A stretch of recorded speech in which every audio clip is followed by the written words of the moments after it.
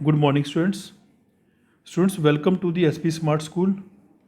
Students, as you know, आपका जेके board का जो अकाउंटेंसी का पेपर था क्लास 11th का वो 4 मार्च को कंप्लीट हो गया. आई होप सब बच्चों का पेपर अच्छा हुआ होगा. अब वही पेपर मैं आपके साथ आज एनालाइज कर रहा हूँ, डिस्कस कर रहा हूँ कि पेपर का लेवल किस तरह से आया था, कैसे क्वेश्चंस आए थे, उनके आंसर्स क्या क्या थे.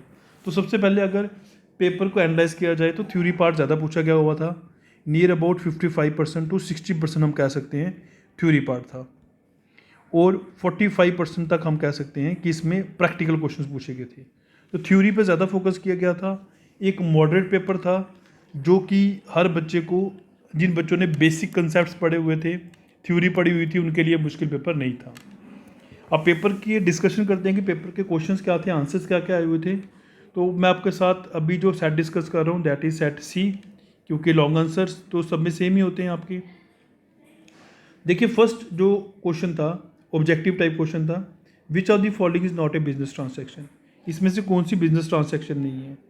तो अगर मैं सी पार्ट को पढ़ूँ तो वहाँ लिखा हुआ है paid sun fees from personal bank account 20,000. तो पर्सनल बैंक अकाउंट से जो फ़ी भरी है बच्चे, वो आपका बिजनेस ट्रांसैक्शन नहीं होती है. तो इसका आंसर सी पार्ट हुआ होगा. फिर next, use of common unit of measurement and common format of reporting promotes. अगर हम कॉमन यूनिट ऑफ मेजरमेंट या कॉमन फॉर्मेट ऑफ रिपोर्टिंग करें तो क्या प्रमोट होती है. मैंने आपको बताया था कंपैरेटिबिलिटी. तो हम कंपेयर करना आसान कर देते हैं, मतलब हमें कंपैरेटिबिलिटी जो है वो यहाँ पे प्रमोट होती है. तो इसमें हम जो करंट ईयर की परफॉर्मेंस है या अकाउंटिंग है उसको हम प्रीवियस ईयर के साथ कंपेयर कर सकते हैं. फिर नेक्स्ट वन आता है the primary qualities that make the accounting information useful for decision making. तो हमें पता है कि प्राइमरी क्वालिटीज़ होनी चाहिए, डाटा रिलायबल होना चाहिए, कंपैरेटिबिलिटी होनी चाहिए. तो बी पार्ट थर्ड ऑब्जेक्टिव का आंसर हुआ होगा. Next, revenue generally recognise at the point of sales donates to the concept of. तो बच्चे रेवेन्यू रियलाइजेशन कंसेप्ट हमने पढ़ा था इसको. फिर the trial balance is the list of ledger account balances. True, trial balance list of ledger account balances ही होता है. फिर नेक्स्ट पूछा गया ट्रायल बैलेंस इज प्रिपेयर्ड. तो ट्रायल बैलेंस कैसे प्रिपेयर होगा, जब आपका लेजर कंप्लीट हो जाएगी और अकाउंट्स बैलेंस हो जाएंगी. तो डी पार्ट आंसर है the posting of ledger is complete and the accounts has been balance. फिर पूछा गया हुआ है provision is a dash against profit. तो प्रोविजन चार्ज अगेंस्ट प्रॉफिट होता है, क्योंकि प्रोविजन हमने क्रिएट करना ही करना होता है. Next, depreciation provided on. तो डेप्रिसिएशन फिक्स एसेट्स के ऊपर प्रोवाइड होती है. तो ये ऑब्जेक्टिव्स के आंसर्स थे. अब बच्चे मैं अगर बात करूँ अकाउंटिंग के क्वेश्चन का, क्वेश्चन आया था that is of 3 marks set section B में. तो Kunal started a business with cash. तो हमें पता है कि इसका फॉर्मेट होता है हमारे पास serial number, transactions, assets equal to capital plus liability, ये फॉर्मेट होता है. तो हम देखते हैं इसका आंसर क्या आया होगा. तो बच्चे हमने एसेट्स को कैपिटल प्लस लाइबिलिटीज़ के अकॉर्डिंग इक्विलेट करना होता है. तो सबसे पहले हमारे पास कैश आई है दैट इज़ 2,50,000. तो 2,50,000 रुपीज़ हमारी कैपिटल में भी ऐड होगी. ठीक है. फिर आपने फर्नीचर परचेज़ किया हुआ है, एसेट्स में आपने फर्नीचर लिखा होगा दैट इज़ 35,000, और 35,000 रुपीज़ आपकी कैश में से लेस हो गया होगा. ठीक है बच्चे. फिर आपने कमीशन पे की होगी, तो आपने कमीशन में से कैश में से 2,000 रुपये लेस किया होगा और कैपिटल में से 2,000 रुपीज़ लेस किया होगा. फिर आपने purchase goods on credit, credit में गुड्स परचेज किए होंगे, तो ये आपका स्टॉक बढ़ा होगा बच्चे दैट इज़ 40,000, और लाइबिलिटी भी आपकी बड़ी होगी 40,000. तो इसका मतलब आपका आंसर जो आया होगा कैश में 2,50,000 में से 37,000 मैं लेस कर देता हूँ, तो वो होगा 2,13,000. आपकी कैश जो होगी 2,13,000 आई होगी बच्चे. फर्नीचर 35,000 का, स्टॉक 40,000 का. कैपिटल में बच्चे आपका 2,48,000, और लाइबिलिटी जो क्रेडिटर्स बड़े होंगे वो 40,000 हुई होगी. तो 40,000 बच्चे आपकी लाइबिलिटीज़ में आया होगा. तो ये आंसर आपका आया होगा नियर अबाउट 2,88,000. तो आपका जो बैलेंस आया होगा assets equal to capital plus liability, वो टोटल आया होगा 2,88,000. तो ये क्वेश्चन नंबर जो 9 था वो बड़ा आसान सा क्वेश्चन आया था, हमने खाली इसमें अकाउंटिंग की क्वेश्चन करनी थी. अगर बच्चे नेक्स्ट क्वेश्चन देखा जाए तो बहुत ही इजी क्वेश्चन था। Should transaction first recorded in journal और लेजर। तो हमें पता है कि सबसे पहले ट्रांजैक्शन हम जर्नल में रिकॉर्ड करते हैं, क्योंकि जर्नल में क्या होता है, हम complete details of transaction in one entry, सारी जो कंप्लीट डिटेल्स जो होती है ट्रांजैक्शन की वो एक एंट्री में लिख लेते हैं हम, ठीक है। तो सबसे पहले हमारी डे टू डे बुक तैयार करते हैं। डे टू डे बुक ही हम क्या कहते हैं, जर्नल कहते हैं, क्योंकि जो हमने फाइनेंशियल ट्रांजैक्शंस जो बिजनेस ने की होती हैं उनको हमें जर्नल में पहले नोट डाउन करनी होती हैं। तो सबसे पहले हम क्या करते हैं, जर्नल प्रिपेयर करते हैं, जर्नल के बाद लेजर प्रिपेयर करते हैं। जर्नल में जो एंट्रीज होती हैं बच्चे वो ऑर्डरली फॉर्म में होती हैं, ऑर्डरली फॉर्म में होंगी यहाँ पे, मतलब क्रोनोलॉजिकल फॉर्म में, इसका प्रॉपर ऑर्डर होगा एक, तो ऑर्डरली फॉर्म में लिखी जाती है। इसको हम जर्नल को बुक्स ऑफ ओरिजिनल एंट्री भी बोलते हैं, ओरिजिनल एंट्री बोलते हैं। तो सबसे पहले जो एंट्रीज होती हैं वो जर्नल में हमें नोट डाउन करनी होती हैं, क्योंकि हमने जब प्रोसेस ऑफ अकाउंटिंग पढ़ा था तो उसमें भी हमने देखा था सबसे पहले हम क्या करते हैं, आइडेंटिफाई करते हैं, फिर हम मेज़र करते हैं, फिर रिकॉर्डिंग करते हैं। तो इस रिकॉर्डिंग में हम जर्नल करते थे। तो सबसे पहले जर्नल आता है, जर्नल सबसे पहले ट्रांजैक्शन जो जर्नल में आती हैं, ठीक है।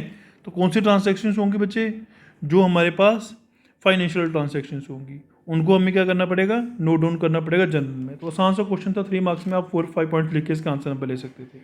नेक्स्ट क्वेश्चन देखा जाए तो बहुत आसान आया हुआ है, दैट इज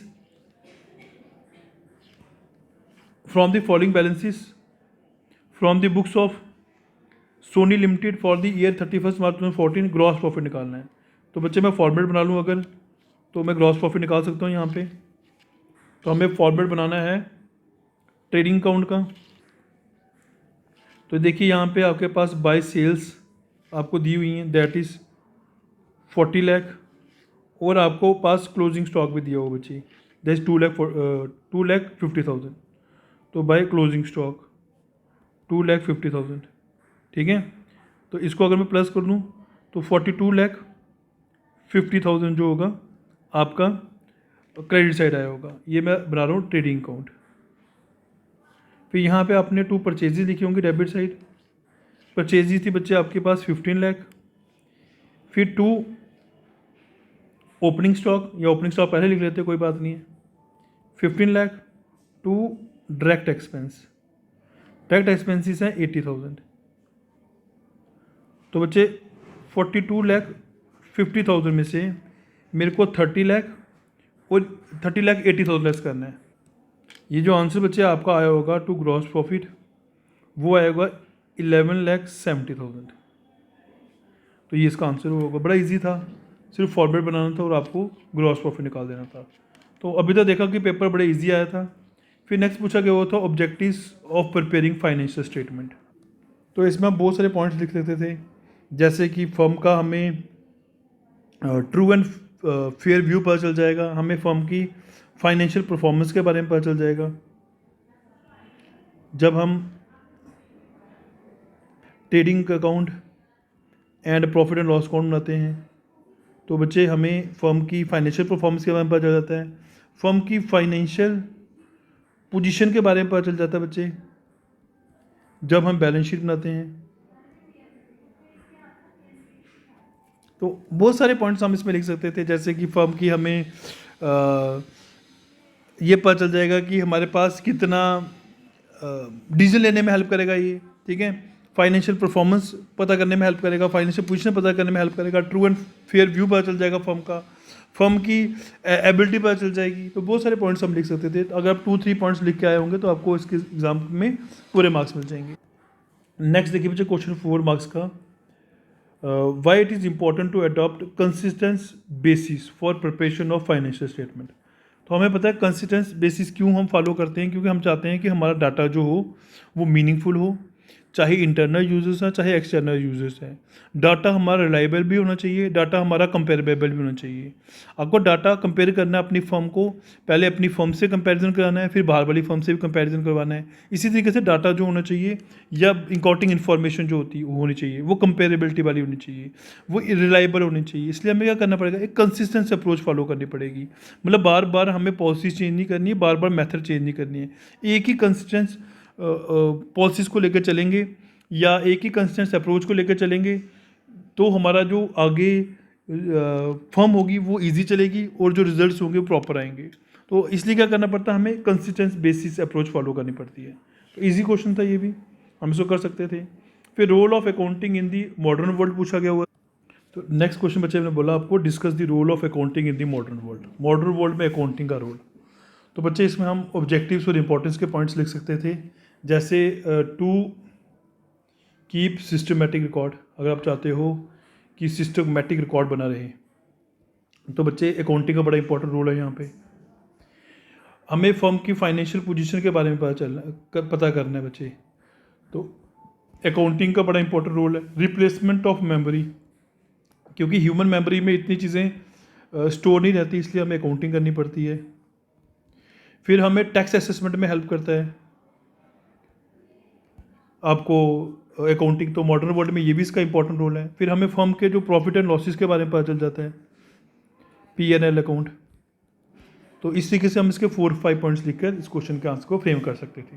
तो ये भी बड़ा इजी क्वेश्चन आया हुआ था आपको 4 मार्क्स में।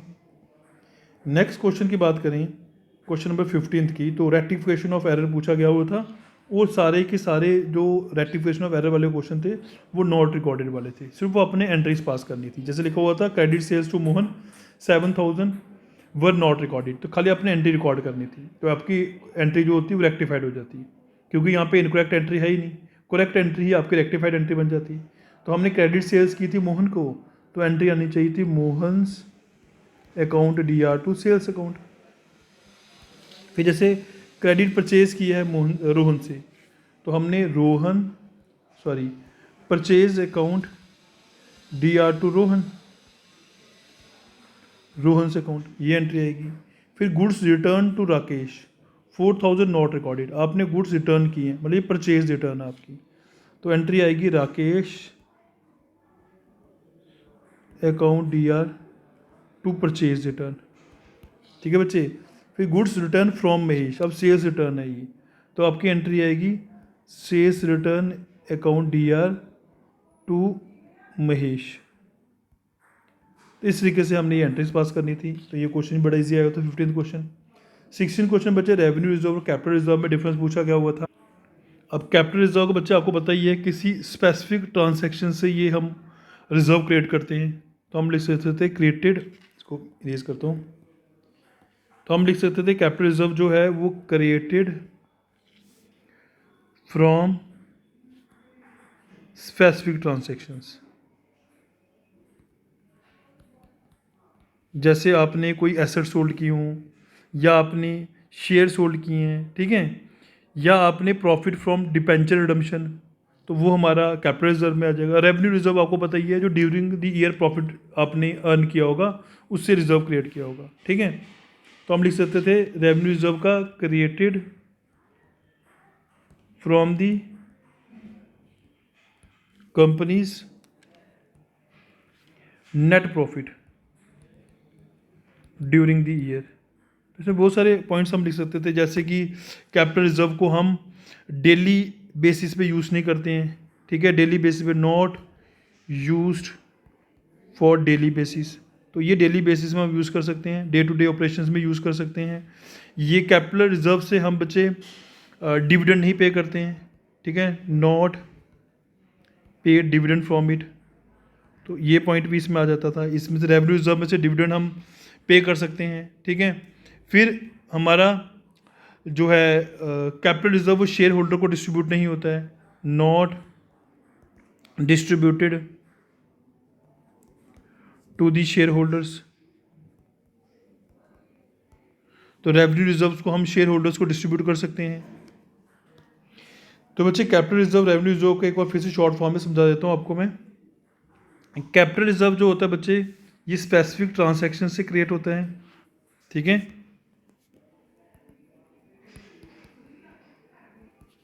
जैसे आपने कोई एसेट सोल्ड की हो, ठीक है, और रेवेन्यू रिजर्व बच्चे आपका जो प्रॉफिट होता है हर साल कंपनी को, उससे क्रिएट किया जाता है, वो रेवेन्यू रिजर्व होता है। अब कैपिटल रिजर्व जो होता है वो बच्चे लॉन्ग टर्म पर्पस के लिए यूज़ होता है। रेवेन्यू रिजर्व जो होता है वो डे टू डे ऑपरेशन के लिए यूज़ होता है। कैपिटल रिजर्व जो होता है बच्चे, उससे आप डिविडेंड नहीं पे करते, ठीक है, डिविडेंड नहीं पे करते। रेवेन्यू रिजर्व से आप डिविडेंड पे करते हो। कैपिटल रिजर्व बच्चे आप कह सकते हो कि कैपिटल रिजर्व से हम शेयर होल्डर को डिस्ट्रीब्यूट नहीं करते, ठीक है, कैपिटल रिजर्व शेयर होल्डर को डिस्ट्रीब्यूट नहीं करते, not distribute to share holders. तो रेवेन्यू रिजर्व शेयर होल्डर्स को डिस्ट्रीब्यूट किया जाता है।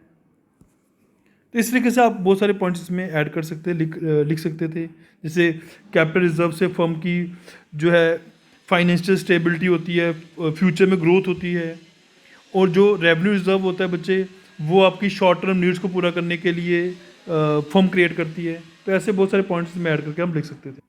अब बच्चे अगला क्वेश्चन जो था बड़ा इजी क्वेश्चन आया हुआ था, दैट इज़ कि आपने एक ट्रक परचेज किया हुआ है अक्टूबर 1, 2010 को। ट्रक की कीमत जो थी वो 8 लाख रुपीज़ थी, 8 लाख रुपीज़ थी। तो डेप्रीसिएशन 15% पर एनम था। तो ट्रक परचेज किया है लक्ष्मी ट्रांसपोर्ट लिमिटेड ने, 15% पर एनम डेप्रीसिएशन है। डिमिनिशिंग बैलेंस मेथड यूज़ करना है।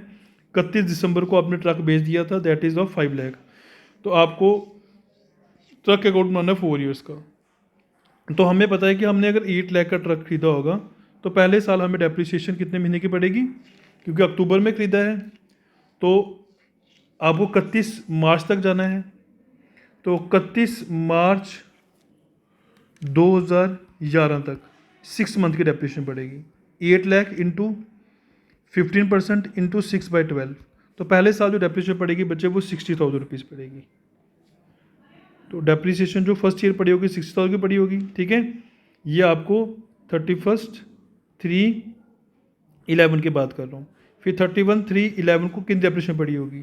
तो अगर 8 लाख की एसेट था, डिमिनिशिंग बैलेंस मेथड से यूज़ कर रहे हैं, तो 60,000 रुपीज़ लेस कर लेते हैं, तो बच गया बच्चे 7,40,000। नेक्स्ट ईयर 7,40,000 पे 15% डेप्रीसिएशन, वो बच्चे वो आती है 1,11,000।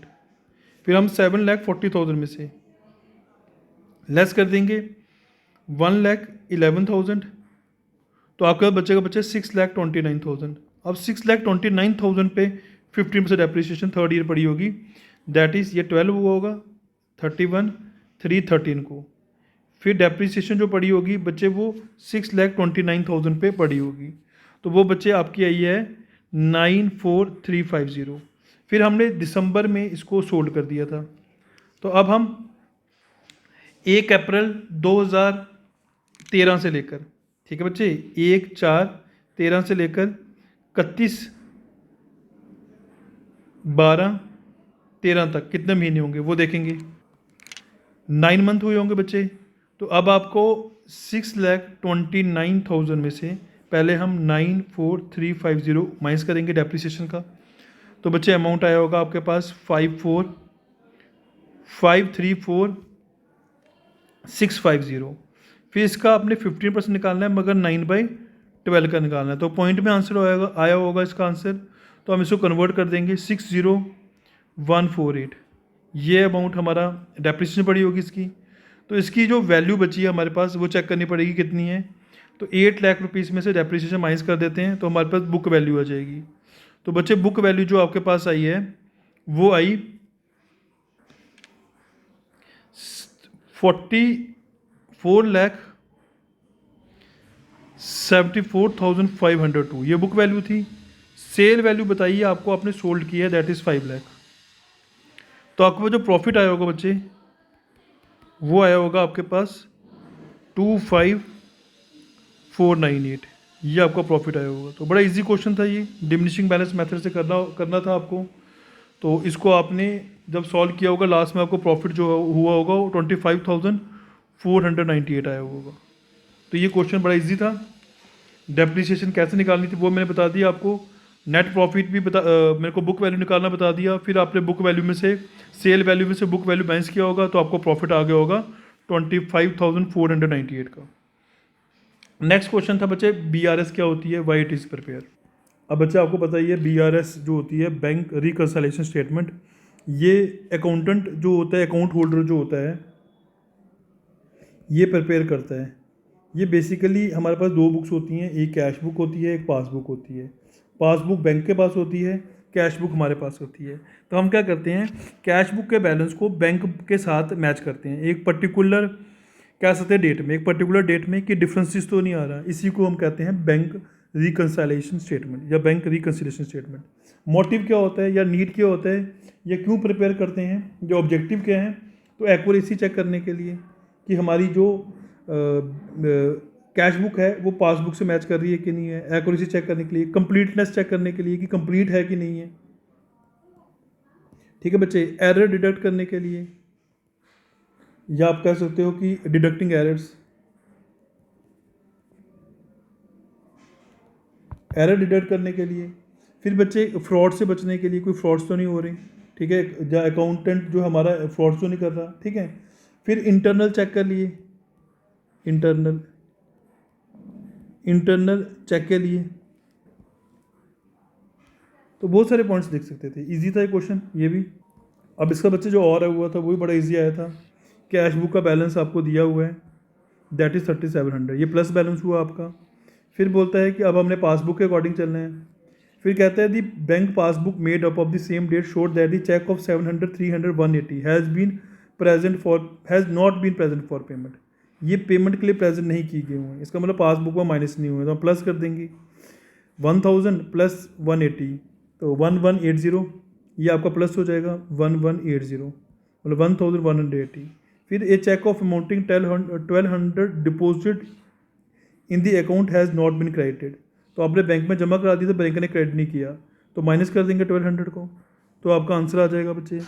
आपका आंसर जो आया होगा वो 3700 प्लस 1180 माइनस 1200, तो बच्चे आपका आंसर आया होगा 3680। तो पासबुक का बैलेंस जो हुआ होगा वो 3680 आया होगा। तो आसान था क्वेश्चन ये बच्चे।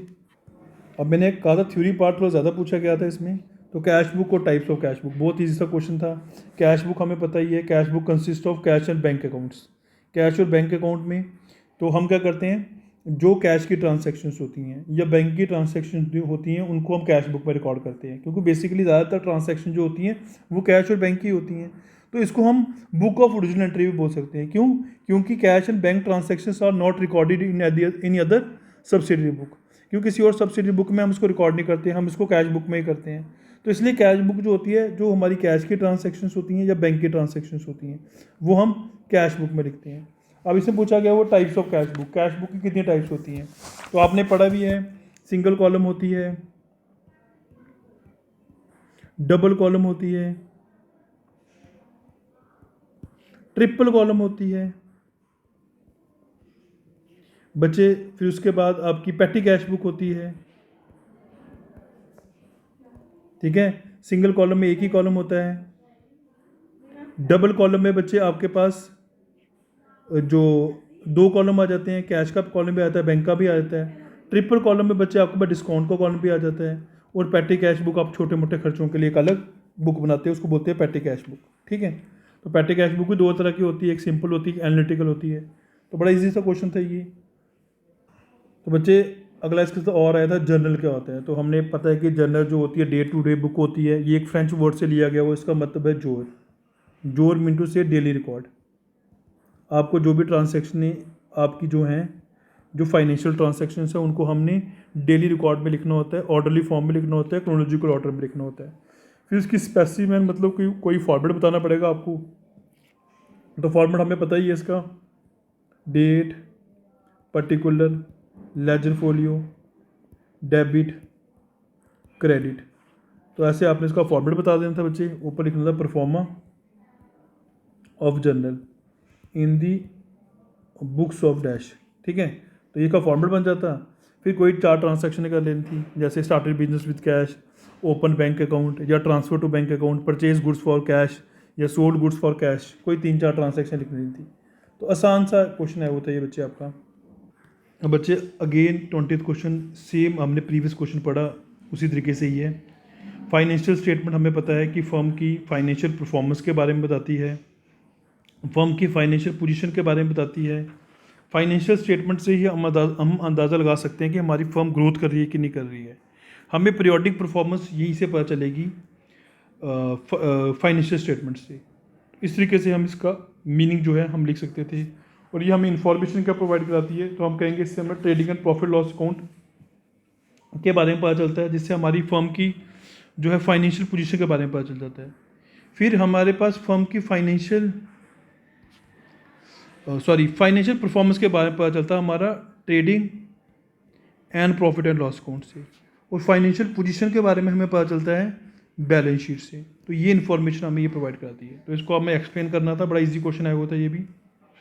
अब इसके साथ बच्चे grouping and marshalling of assets and liabilities आया था। तो ग्रुपिंग में हमें पता होता है कि जो एसेट्स होते हैं जो सिमिलर नेचर के होते हैं, ठीक है, या सिमिलर एसेट्स होते हैं, जो ग्रुपिंग मतलब कि ग्रुप बना देना है, ठीक है, एसेट्स और लाइबिलिटीज़ को, उनको सिंगल हेड के अंदर लिखना होता है।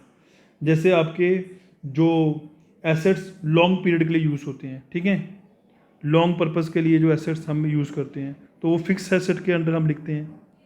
तो ये हमारे क्या होगी, ग्रुपिंग होगी। मार्शलिंग में हम क्या करते हैं बच्चे, एक ऑर्डर फॉर्म में लिखते हैं, सीक्वेंस फॉर्म में लिखते हैं, एक पर्टिकुलर ऑर्डर बनाते हैं। इसमें भी मैं 2 तरीके बताए थे मार्शलिंग में, एक आपका लिक्विडिटी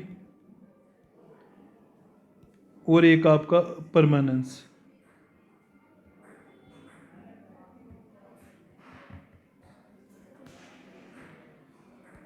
तो लिक्विडिटी में हमने कहा था कि जो एसेट सबसे जल्दी कैश में कन्वर्ट हो जाते हैं, या जो लाइबिलिटी सबसे पहले पे करनी होती हैं, वो सबसे पहले हम लिखते हैं लिक्विडिटी में।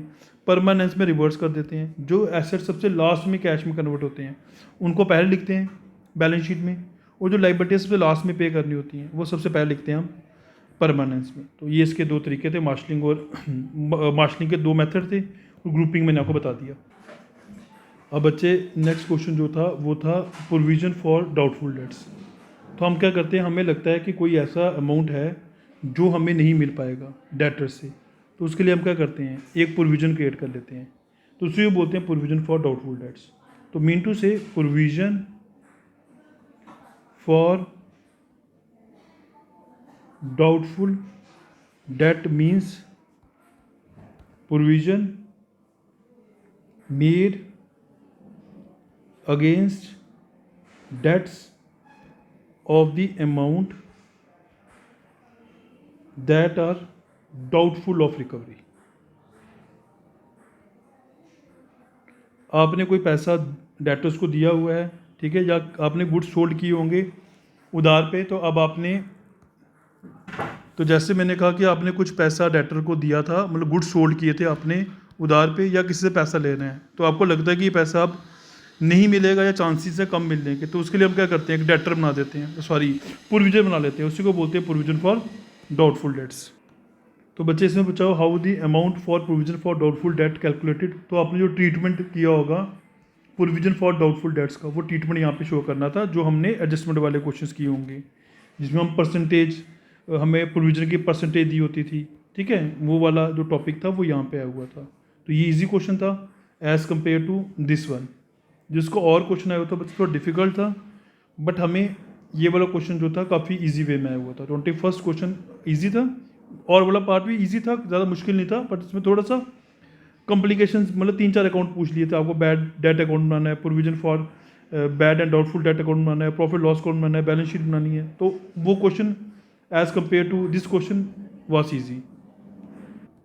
तो अगर बच्चे सबसे पहले प्रॉफिट लॉस अकाउंट की बात करूँ, तो अगर हम प्रॉफिट लॉस अकाउंट बनाते हैं, तो मुझे पता है कि मेरे पास ओल्ड प्रोविज़न भी दिया हुआ है, पहले मुझे न्यू प्रोविज़न निकालना पड़ेगा।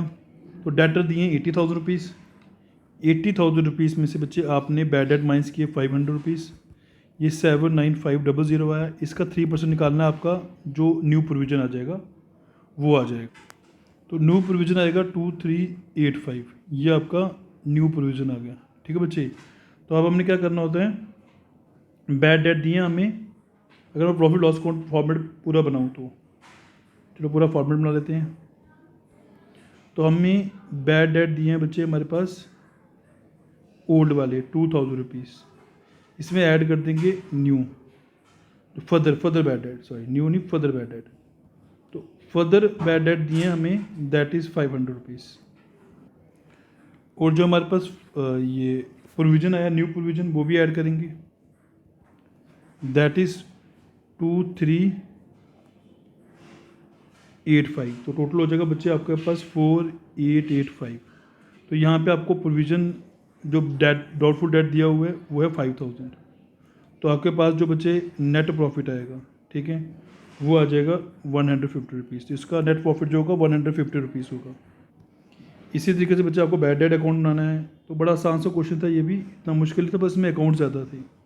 तो मैं सबसे पहले टू बैलेंस बराबर उतार लेता हूँ। तो बैड डेट का बैलेंस दिया हुआ 2000 रुपया। फिर जो फर्दर है हमारे पास टू सन्ड्री डेटर्स वो है 500 रुपया। तो यहाँ पे आ जाएगा by provision for bad debt, वो आ जाएगा 2500 रुपया। तो इस तरीके से इस क्वेश्चन को हमने सॉल्व करना था। आसान क्वेश्चन था, इसमें अकाउंट ज़्यादा बनाने थे। फिर प्रोविजन भी बनाना है हमने, बैलेंस शीट भी बनानी है। ईजी क्वेश्चन था ये। फिर नेक्स्ट क्वेश्चन जो बच्चे था, enter the following transaction in 2 column cash book, find out the cash and bank balance. तो डबल कॉलम कैश बुक का बच्चे बड़ा आसान क्वेश्चन आया हुआ था, जिसमें स्टार्टेड बिजनेस विद कैश। तो हमें पता है कि हमने बैलेंस जो बिजनेस कैश से शुरू किया है टू कैपिटल अकाउंट में आएगा हमारा डेबिट साइड, ये हमारा कैश में आ जाएगा 20,000 rupees. Open A current account with SBI, तो ये हमारा क्रेडिट साइड आ जाएगा बच्चे, कैश में से ये लेस हो जाएगा, और डेबिट साइड ये हमारे बैंक में ऐड हो जाएगा। ठीक है, मतलब ये कॉन्ट्रा एंट्री बन गई आपकी, ये कॉन्ट्रा एंट्री होगी। फिर आपने bought goods by cheque, goods जो है चेक से ब्रॉड किए होंगे, तो ये बच्चे क्रेडिट साइड आपका बाय परचेज अकाउंट आ जाएगा बच्चे 150 रुपीज़, तो बैंक में से लेस हो जाएगा ये। ठीक है, फिर receive cheque from Ram, Ram से आपने चेक रिसीव किया हुआ है, दैट इज़ ऑफ 200 रुपीज़। तो ये हमारे पास डेबिट साइड आ जाएगा बच्चे हमारे बैंक में प्लस हो जाएगा। फिर सोल्ड गुड्स फॉर कैश, तो ये भी डेबिट साइड आएगा हमारे कैश में ऐड हो जाएगा। फिर नेक्स्ट देखिए बच्चे, paid into bank cash 30 rupees, cheque 200 rupees. तो बच्चे आपने बैंक में अगर जमा कराए हैं तो आपके पास जो 30 रुपीज़ हैं ये हमारे बैंक में ऐड हो जाएंगे, मतलब डेबिट साइड आएंगे। ठीक है, डेबिट साइड हमारा ऐड में शो करेंगे। और ये सॉरी ये कैश वाला जो होगा कॉन्ट्रा एंट्री होगी, ये कॉन्ट्रा एंट्री होगी क्योंकि कैश है ना। तो आपके पास जो बैंक है वो बढ़ेगा 30 रुपीज़ डेबिट वाली साइड, और आपका क्रेडिट वाली साइड में भी बच्चे कैश में से लेस हो जाएगा 30 रुपीज़ टू बैंक अकाउंट लिखकर। ठीक है, फिर जो चेक वाली एंट्री है ये सिंपल हमारी बैंक अकाउंट में आ जाएगी 200 रुपीज़। फिर पेड शाम बाय चेक, आपने शाम को चेक पे किया 345 रुपीज़, ये हमारा क्रेडिट साइड जो है cash book credit side bank में से लेस हो जाएगी। ठीक है, फिर paid carriage by cheque, again ये क्रेडिट साइड बैंक में से लेस कर देना आपने। ठीक है, क्योंकि ये क्रेडिट वाली साइड आएगा। फिर Drew cash from bank for office use, ये फिर कॉन्ट्रा एंट्री बन गई आपकी। तो ये डेबिट साइड आपकी कैश में ऐड हो जाएगी, और क्रेडिट साइड ये हमारे बैंक में से लेस हो जाएगी, कॉन्ट्रा एंट्री बन जाएगी ये। ठीक है, फिर next one is paid wages by cheque, तो आपने वेजिस चेक से पे किए हैं, तो अगेन ये आपकी क्रेडिट साइड बैंक में से लेस हो जाएगा। ठीक है, तो आपका जो बैलेंस कैरी डाउन में आया होगा वो बैंक का आया होगा नियर अबाउट 12,210, ये अमाउंट आया होगा, और आपका बैंक का बैलेंस आया होगा 7295। इस क्वेश्चन का ये आंसर आया होगा। अगर इसका फॉर्मेट देखना है तो मैं आपको वो भी शेयर कर देता हूँ, वेट। तो बच्चे ये आपका कैश बुक का जो क्वेश्चन था उसका जो है सोल्यूशन वो ये आया होगा। 1 जनवरी को कैश हमारे कैपिटल अकाउंट में आ गई। फिर 2 जनवरी को बच्चे मैंने बताया कॉन्ट्रा एंट्री हो गई थी।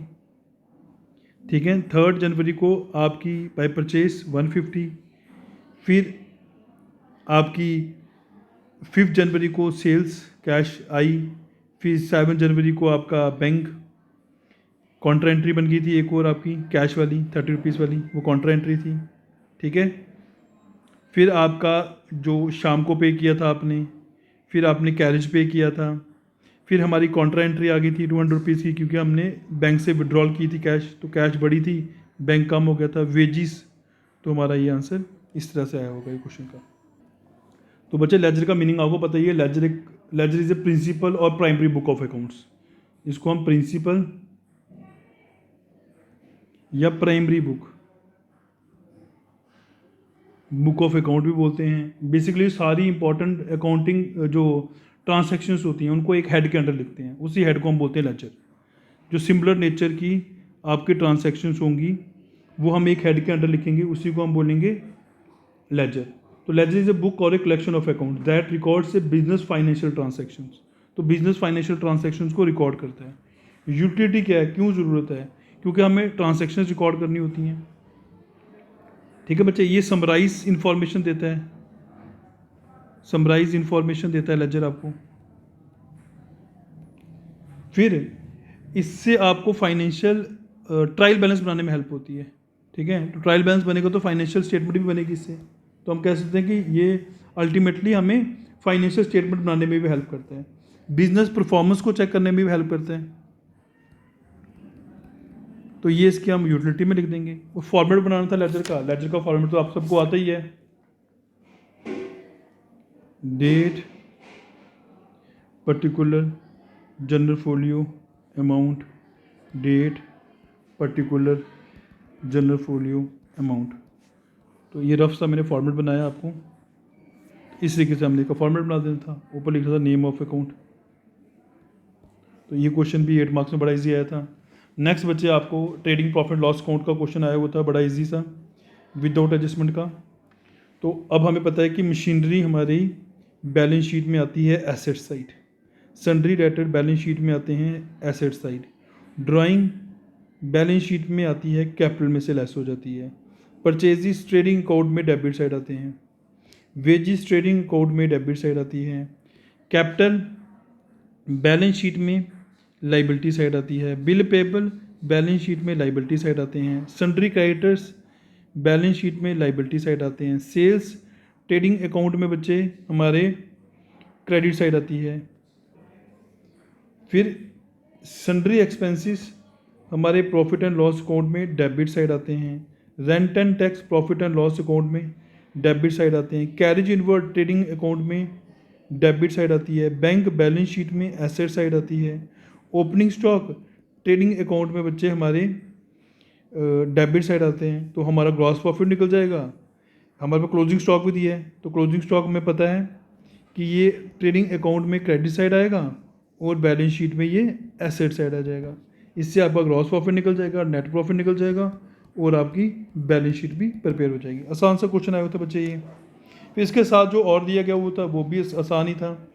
परचेजिस ट्रेडिंग अकाउंट में debit side, bank balance balance sheet में एसेट वाली साइड, वेजिस ट्रेडिंग अकाउंट में आपके debit side, debtors balance sheet में आपके एसेट्स वाली side, cash in hand balance sheet में एसेट्स वाली side, legal expense profit and loss account में debit side, building asset side आएगा बैलेंस शीट में, कैपिटल हमारी बैलेंस शीट में लाइबिलिटी वाली side, bill payable balance sheet में लाइबिलिटी वाली साइड, सेल्स आपकी ट्रेडिंग अकाउंट में credit side, creditors balance sheet में debit side, sorry balance sheet में लाइबिलिटी साइड, रिटर्न आउटवर्ड का मतलब होता है परचेज रिटर्न। ठीक है, तो ये आपकी परचेज में से लेस हो जाएगा ट्रेडिंग अकाउंट में। ठीक है, उसी तरीके से मशीनरी हमें पता है बैलेंस शीट में asset side, bill receivable balance sheet में asset side, office expense profit and loss account में debit side, opening stock trading account में debit side, gas and fuel trading account का खर्चा है डेबिट साइड आएगा, freight and cash trading account का खर्चा है डेबिट साइड आएगा, फैक्ट्री लाइटिंग तो फैक्ट्री का खर्चा है ये बचे ट्रेडिंग अकाउंट में डेबिट साइड, आपको पता ही है। Office expense profit and loss account में डेबिट साइड, और पेटेंट्स हमारे इंटेंजिबल एसेट्स होते हैं बैलेंस शीट में एसेट साइड। वो बच्चे एडजस्टमेंट बड़ी आसान दी थी, डेप्रिसिएशन और बिल्डिंग के एडजस्टमेंट आपको बताइए। डेप्रिसिएशन जो होती है ये सेपरेट शो होती है प्रॉफिट एंड लॉस अकाउंट में डेबिट साइड, और बैलेंस शीट में ये बच्चे आपके जो इसका रिस्पेक्टिव एसेट है उसमें से लेस हो जाएगी, जैसे मशीनरी में से लेस हो जाएगी और बिल्डिंग में से लेस हो जाएगी।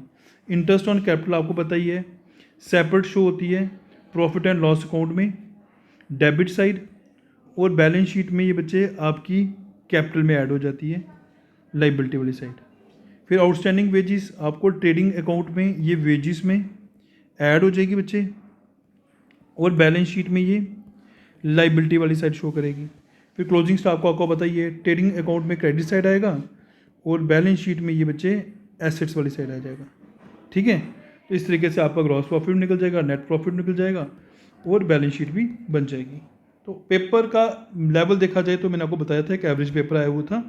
थ्योरी पार्ट भी काफ़ी इजी था और प्रैक्टिकल क्वेश्चंस भी काफ़ी इजी थे। प्रैक्टिकल क्वेश्चन में थोड़ा बहुत आपको फ्लक्चुएशन थी, बट पेपर को ओवरऑल देखा जाए तो एक एवरेज पेपर था। Thank you students.